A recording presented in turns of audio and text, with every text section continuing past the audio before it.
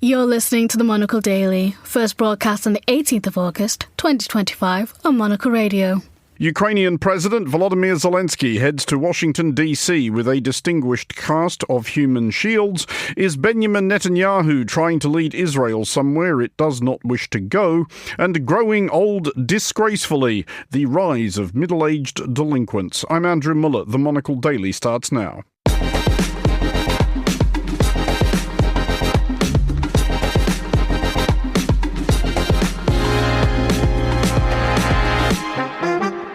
Hello and welcome to the Monocle Daily, coming to you from our studios here at Midori House in London. I'm Andrew Muller. My guests Elizabeth Braw and Michael Binion will discuss today's big stories, and we'll hear from Bob Goodson, one of the developers of the social media like button, about his new book chronicling its uses and abuses. Stay tuned, all that and more coming up right here on the Monocle Daily.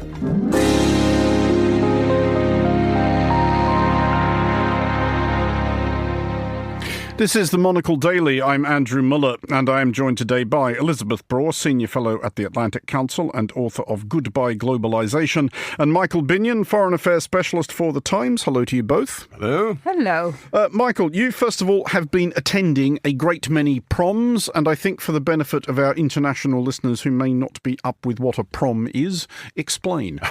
It's a promenade concert. It's been going almost 100 years. It's a summer event where for about 2 months, some of the world's greatest orchestras play in the Albert Hall, which is this huge circular concert hall right in the middle of London, holding 5,000 people. And they play a great selection of the most popular classical music, along with some modern music. I was going to say modern stuff, but modern music as well. And it's a great draw. And, you can go and hear Beethoven and Mozart and Brahms and all the things you want to hear. And it's a great occasion. And it's become a bit of a British institution. The last night of the proms is always a bit sort of rowdy and razzmatazz and waving flags and all that. That's the people in the Union Jack. Well, all that. I don't care. I'm not bothered about that. But just the general concerts, it's fun. It's summery and it's a great tradition. If you like classical music, off you go. What has really leapt out at you in this prom season? Have you been to one that you thought was particularly... Well, there's one which was absolute chalk and cheese. The first half was wonderful, my favourite piece of all, Beethoven's Seventh Symphony, followed by something that was absolutely abominable by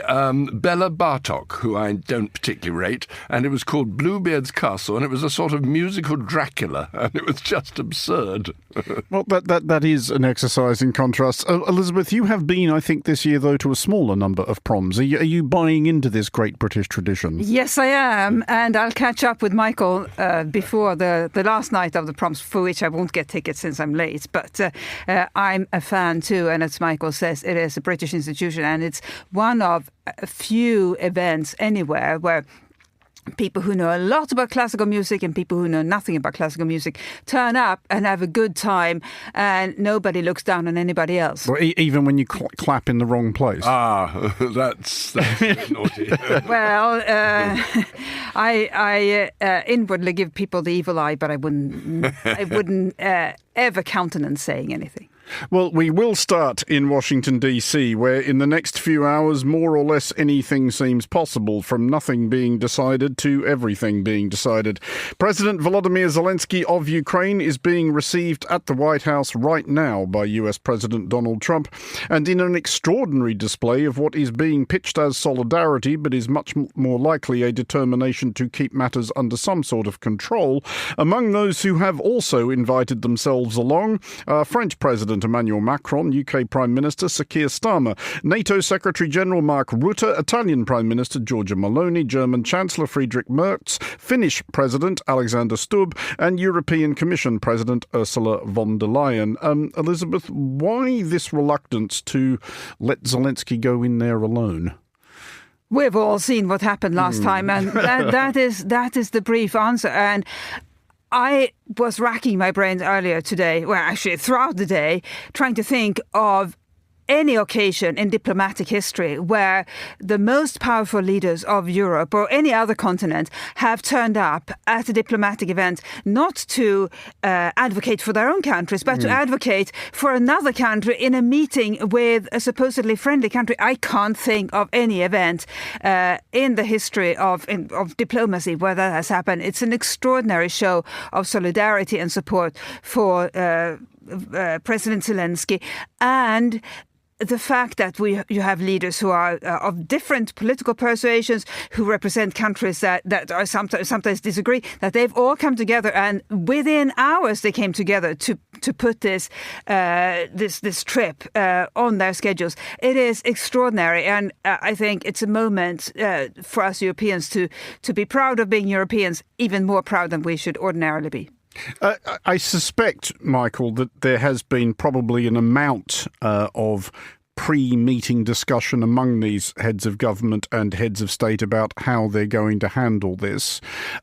Do we suspect that they have decided upon a fairly spectacular and shameless exercise in mass flattery? They're going to tell President Trump that this is your moment, this is where you can save Europe. The phrase Nobel Peace Prize is likely to be fairly unsubtly uttered more than once. Well, it'd be quite wise if they did do that, because flattery seems to be the only way to get Trump to listen to anything much. And I mean, Putin did it as well. They all know how to play Trump. But equally, I think behind the flattery and the smiles, there has to be a fairly steely approach. And I think they will be like a sort of rather sinister bodyguard flanked around the poor intended victim that Trump was hoping to bully into submission. I think they'll say, no, you can't do that, and listen to us. They will be flattering him. They'll say, of course, he had a great summit in Alaska. They'll be hard-pressed to say what was great about it. At least they'll sort of say, well, you've started the whole process. I mean, the weather seemed nice. The weather seemed nice. Yeah. And I suppose starting something is in itself better than simply doing nothing. I mean, it sounds pretty ridiculous what he's thinking he can do, but at least he's making some effort, and that's to be commended. Elizabeth, we have had some preamble from President Trump. He has said that no, basically, on the prospects of Ukraine recovering Crimea, and no on the prospects of NATO membership for Ukraine. Now, those are both two items very much on Vladimir Putin's wish list. What do we make of that? The meeting with Putin seems to have swayed Trump in some ways. For example, before heading into the meeting with Putin in Alaska, he was very strongly in favor of a ceasefire, and he said, I will be very unhappy if we don't have a ceasefire. Now he seems to have abandoned that. We don't know whether that is because Putin was very persuasive or whether he has had other input. But that is one example. And also the fact that he's proposing concessions that seem to be very much what Russia would want is concerning. But then again, that is why the Europeans are there.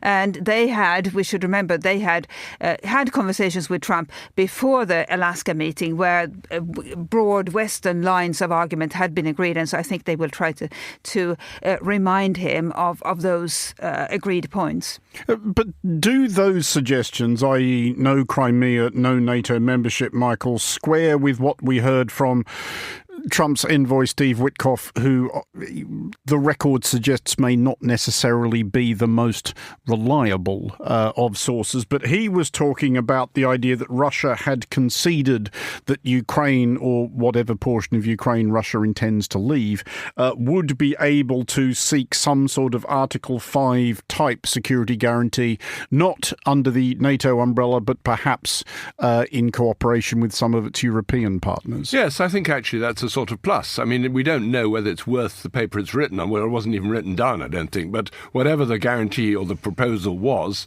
that's good, because the Europeans had previously suggested that if there was some kind of ceasefire, they would be ready to patrol it with American backing, which was not forthcoming at the time. And the Russians absolutely point blank said, we want no Western troops anywhere on the soil of Ukraine. Now, it appears they're willing to allow some kind of, if not on the soil, certainly some kind of Western force there.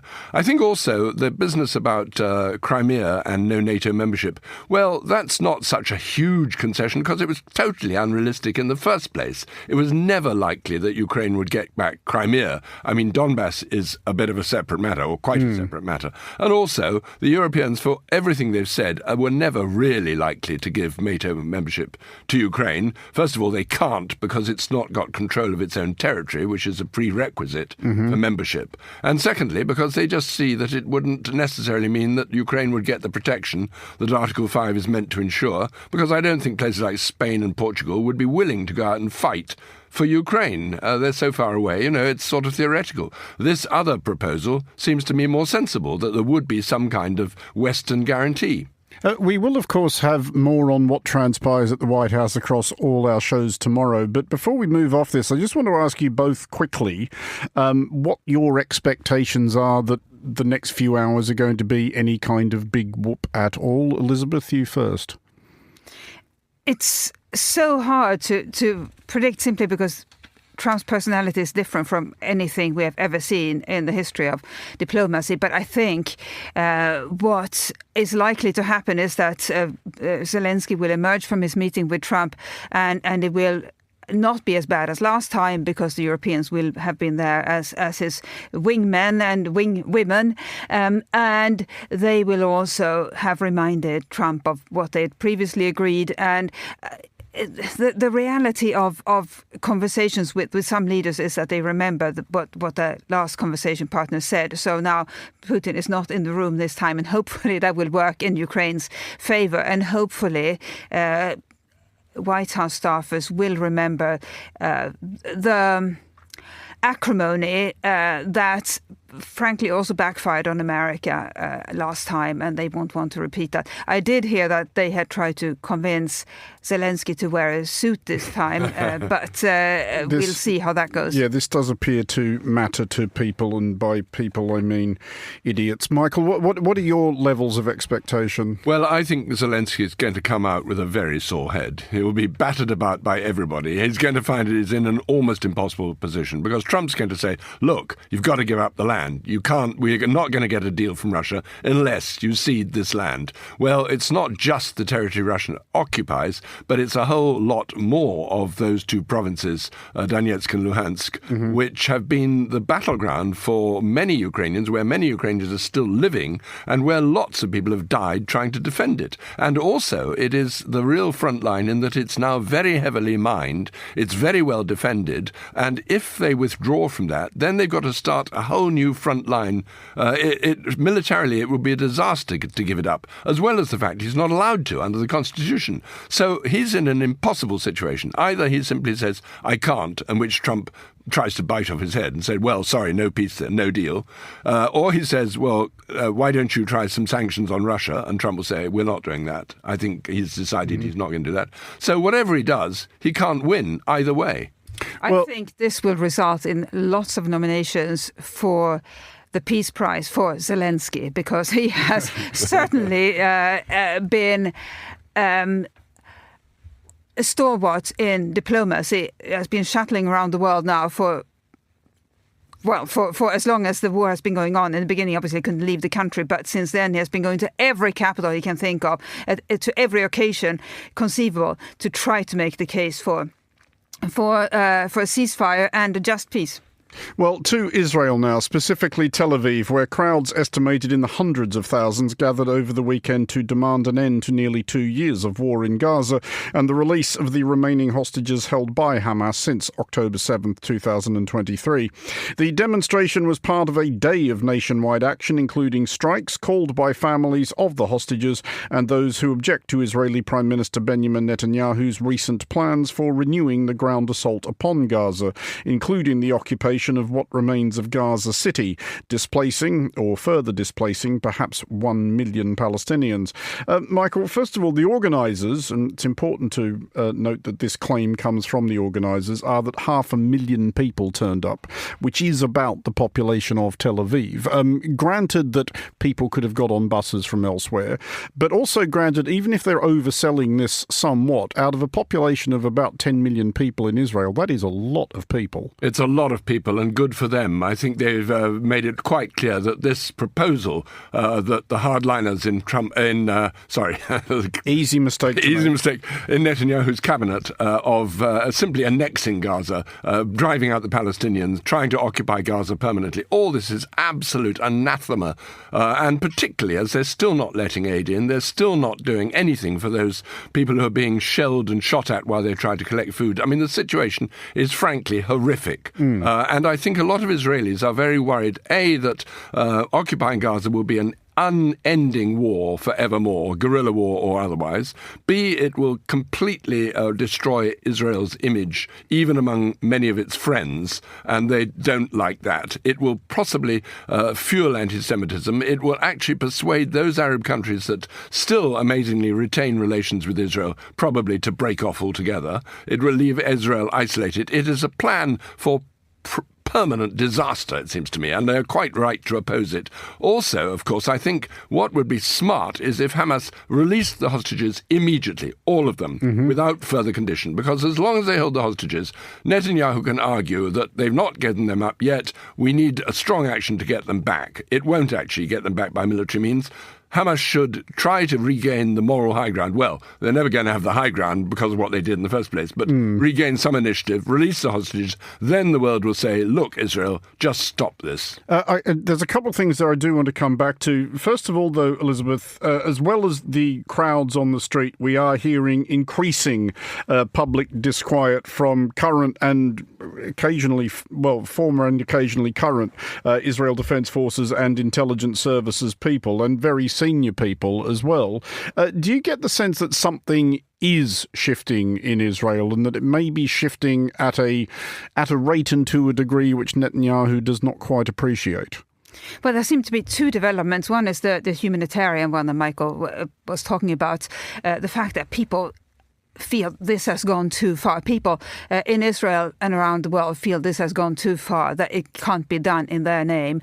But then the second development is among military and security professionals who are saying, well, there is no military objective that can be achieved by doing this. And I don't know a single military officer who would go into any sort of conflict without there being a military reason for doing it. Then there may be politicians who want to pursue a particular course of action, but that is completely different from achieving a military objective, and no military professional, no military officer will support military action that doesn't achieve a military objective. And as you said, Andrew, these various military leaders and also in the wider security community have said there is nothing that can be gained militarily from further action. You were talking there, Michael, about the options that Hamas might have and what might ensue were they to give up the hostages. But isn't this right here the problem with the current dynamic? There's no plausible climb-down path for either Hamas or Netanyahu. If Hamas give up the hostages, they give up all their leverage. They've got nothing after that. They don't have any friends left in the world. Other Arab governments which used to support or at least indulge them have stopped. Even the Arab League has said, you're done. Give up, put your guns down and forget it. It's over. And Netanyahu as well, if he tries to come back from this, if he winds the war down, he may face the unravelling of his coalition, which is very reliant on absolutely swivel-eyed hawks, and he could well end up back in court. He could indeed, and that's one of the reasons he's determined to keep going. He doesn't want the coalition to fall apart. He doesn't want new elections. He doesn't want to end up in court. Hamas is in a really tough position in that sense. Yes, I think many of those in Gaza, the most ordinary Palestinians, are beginning to say, look, for God's sake, just stop. I mean, you have caused all this chaos and bloodshed. It's time to just stop. And the latest I saw is that Hamas was talking in one of these negotiating fields, it may have been in Qatar or somewhere, about possibly agreeing to the latest peace plan, which essentially would mean, I think, whatever the Israelis propose or whatever is proposed, they say we'll do it. And that would presumably entail releasing the hostages. They would be wise to do so. They are not really leverage anymore. People are appalled by the way these poor people have been imprisoned and treated and starved, and you know it's inevitable, but that has fueled the moral case against Hamas. Just finally on this, Elizabeth, is a crunch going to come, or another crunch going to come, though, when and if this war stops? And one day one assumes it has to. And all the Western governments who have been, recently, especially increasingly insisting that Israel stop, are asked by Israel, well, do you want to take any of these people from Gaza? And then we're going to see all those European governments trying to find reasons why they can't or shouldn't. Well, why should they take people from Gaza? The people of Gaza, I think the idea is they should be allowed to remain in Gaza. But Gaza is not going to be habitable. No, it's not. And the real question, though, I think, is who is going to pay for the reconstruction? Because if we were to say, well, we'll help them all to leave, it would be a good humanitarian gesture, but that would also suggest or indicate that we want Gaza to be free of its residents, inhabitants. So they've got to have the choice to live there. Who is going to pay for the reconstruction? I mean, a technical point is I wonder if any of those buildings have any insurance, and if so, if those insurers are going to pay for it. But most likely, governments are going to have to pay for this, and inevitably there's going to be pressure on European governments to pay. But I think the governments that will face the biggest pressure, moral and political pressure, are the governments in the region. And you can say it's fair, it's unfair, but certainly these poor people who have lost everything, they deserve for somebody to come and help them reconstruct their patch of this planet. If they're allowed to stay there. I mean, the whole point of this seems to me to fulfill the desires of the far right in the Israeli cabinet, basically ethnic cleansing. Get them out, we want the land. And you see that in the West Bank. You see that the settlers have got the same policy. Get them out by force if necessary. Burn their houses, shoot them, get them out. We want the land. Well, to cheerier news, which is a low bar, but specifically that UK bookshop chain Waterstones is enjoying something of a boom, adding 10 new outlets every year and reporting a 5% annual spike in revenues. Even more happily, Waterstones are ascribing said surge substantially to younger adults, who may not, it turns out, be the legion of screen-addicted troglodytes of popular repute, although Waterstones does believe that a major driver of the stampede is an online trend known as BookTok, which took root on popular social media platform which may not be ghastly Chinese Ministry of State Security information gathering apparatus. Broadly speaking, though, Michael, are we pleased by this? This is younger people reading books. Of course, that's always good. And I was fairly cheered about 4 or 5 years ago when the trend to make everything on the screen seemed to be reversed, where everyone said books are out of date, it's all going to be on Kindle, you just read it on screen. And actually, the sales figures showed that wasn't the case. Book sales started to creep up.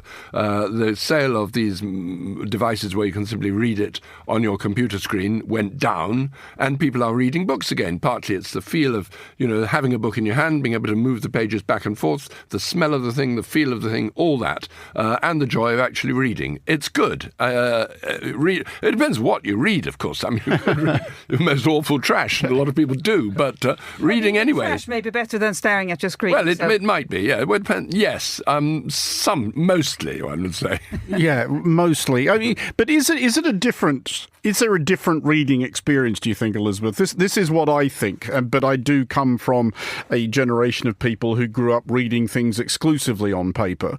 Because to me, still there's a difference. Reading stuff on a screen is what I do for work. It's when I'm trying to find things out. It's absorbing information, processing information. Reading things on a page is what I do when I'm enjoying reading.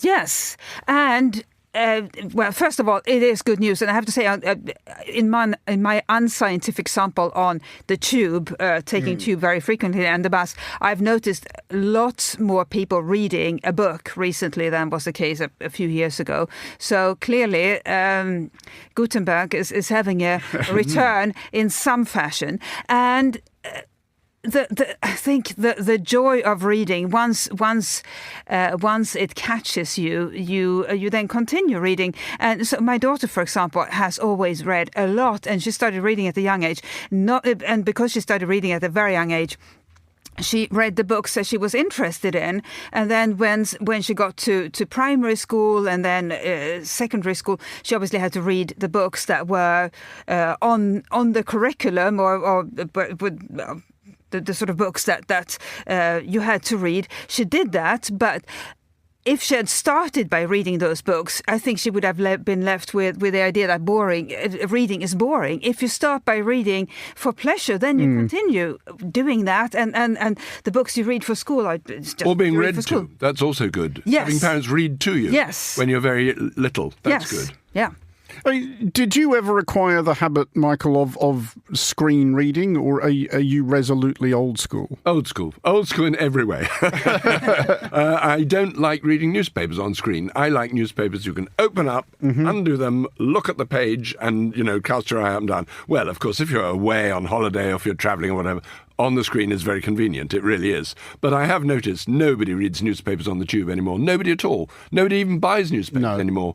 They do read books a bit more. You do. I agree with that. I think you see slightly more books than you used to, but you never see people. You don't see people reading papers. No. And all of us can probably remember when a tube carriage was full of nothing but people reading newspapers. Those were the days. Just before we move off this, Elizabeth, I want to come back to your access to the younger generation there, because we're about to talk about the older generation.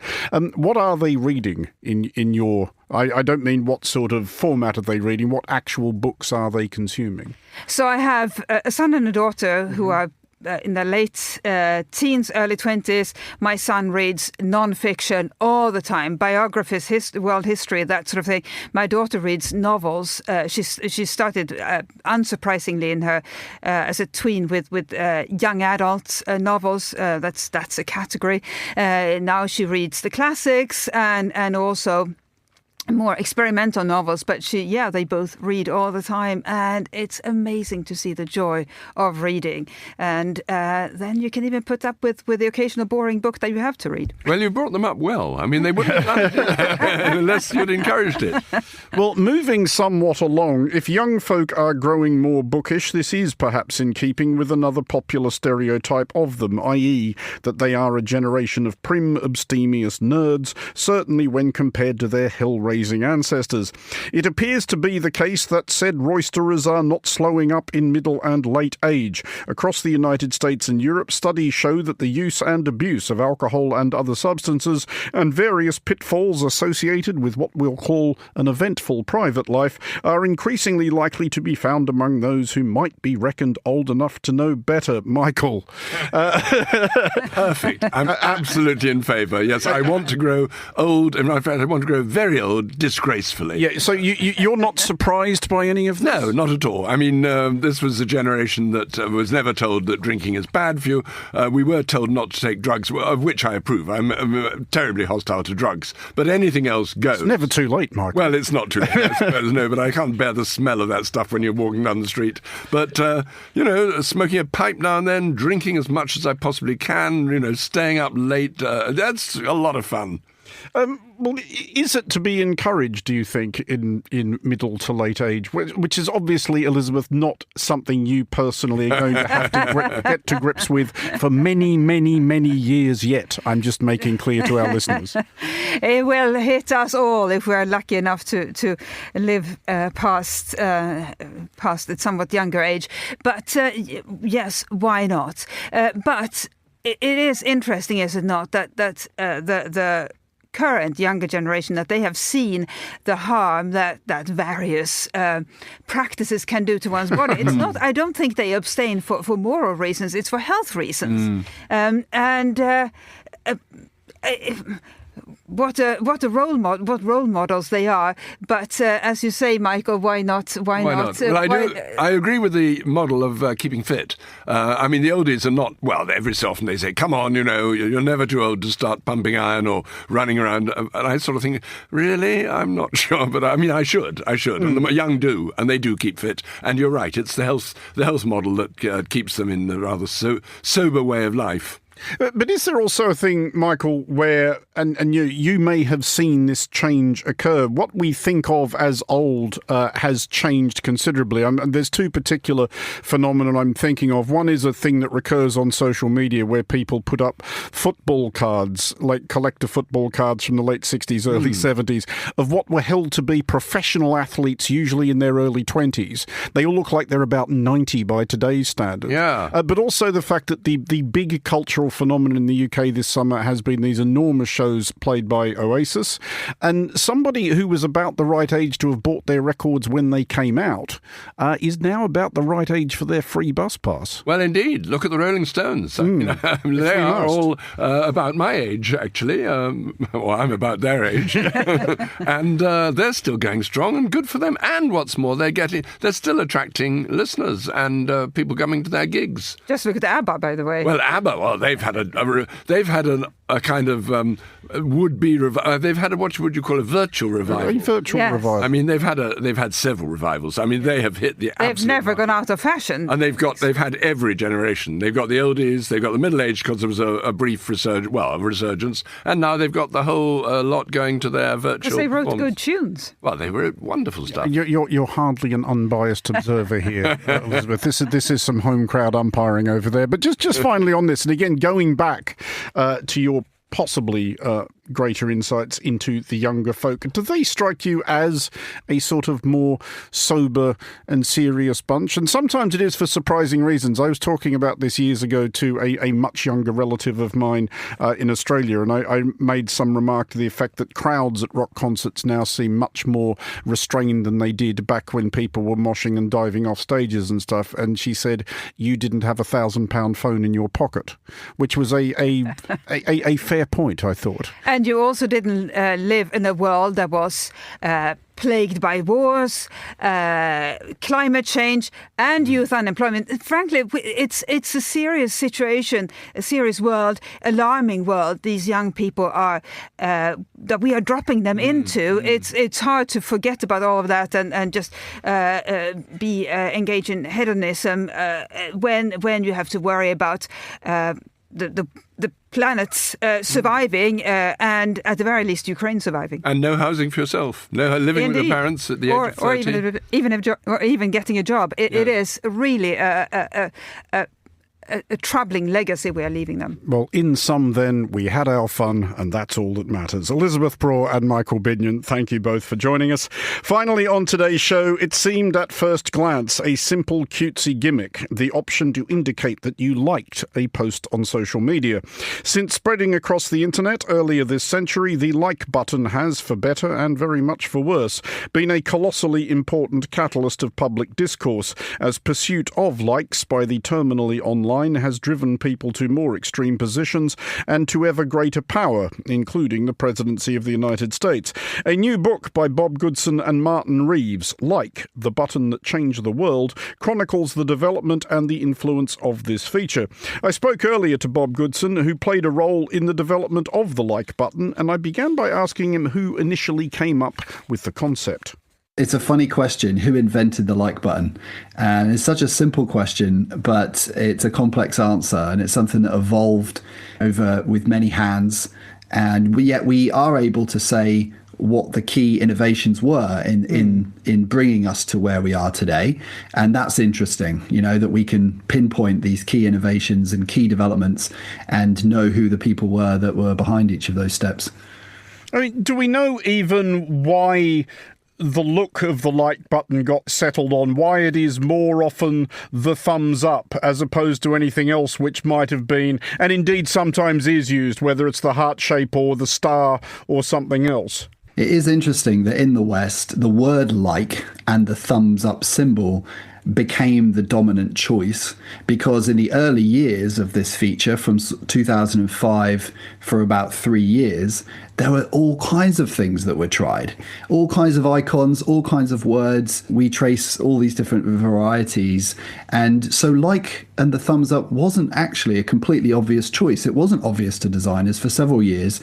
And one of the key steps is that FriendFeed, a startup, put the word like, and they actually used a smiley face next to it, and the thumbs up had been used in different places, and Facebook kind of combined those two in the sort of iconic treatment of the feature, and it sort of has held from there. But there is something magical about the combination of that word and that symbol in the West. Because you were involved at a reasonably primordial stage of these things, of trying to figure out how to involve people's own opinions in the online realm, and I guess how to get those opinions reflected back at them. This was when you were working for Yelp. What did you learn during that period about what does work and what doesn't?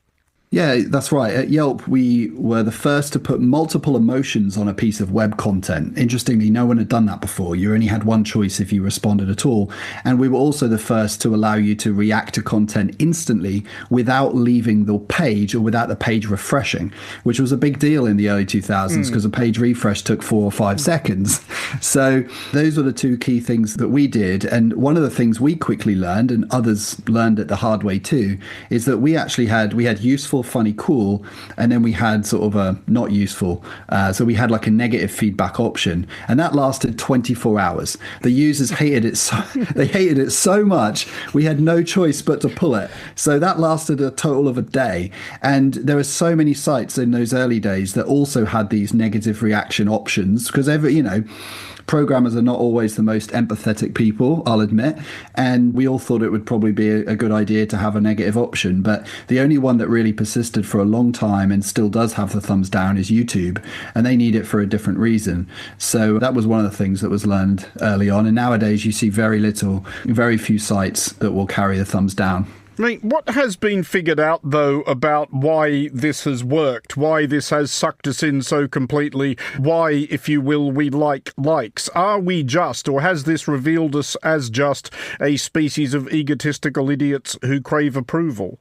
I encourage people to think about this for themselves, like think about your experience of liking and also posting content and waiting for the likes to come in. It's in some ways quite an intimate experience because we don't really talk about this moment, right, where we post a piece of content and wait for the likes to come in. Often it's just seconds on the major platforms and, we start to get that dopamine hit.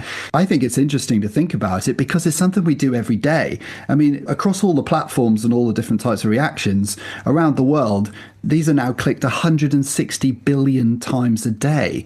That's a lot of clicks. It's become part of our online experience. And yet, have we ever paused to think about how it works? But the dopamine cycle is part of it. The other key thing that we revealed in our research, and we spoke to many leading neuroscientists and psychologists, is that it also taps into this evolutionary mechanism we have for social learning. We are wired to learn things from each other, and we like to learn things from people that we consider slightly smarter than us, slightly more attractive than us, slightly more popular than us. We are drawn to a sort of mild hierarchy, and liking does provide a framework for us to understand where we sit relative to others. And so that seems to be another important mechanism it's tapping into. Where did you get to on whether or not this is doing us any good? Because most people listening to this will know, or certainly know of, people whose brains have been broken very obviously and very publicly by social media. There are people out there in the world who've been hollowed out from the inside by investing, I guess, their own sense of themselves in social media, which does rely on seeking the approval of others. In a social media context, these buttons and social media as a whole has become, quite an addictive and powerful thing. And it really has only been in that format for about the last 5 years or so, with the rise of TikTok and the application of artificial intelligence to tell the system exactly what you need to see next. This becomes so effective, and TikTok changed the game and everyone else had to catch up. And so this is partly the nature of social media as an industry, is that it's highly competitive. And if something works to get people's attention a little bit more, then everybody else tends to follow suit. And so it's almost a sort of arms race for the world's attention. This is a new phenomenon, really, only about 5 years old.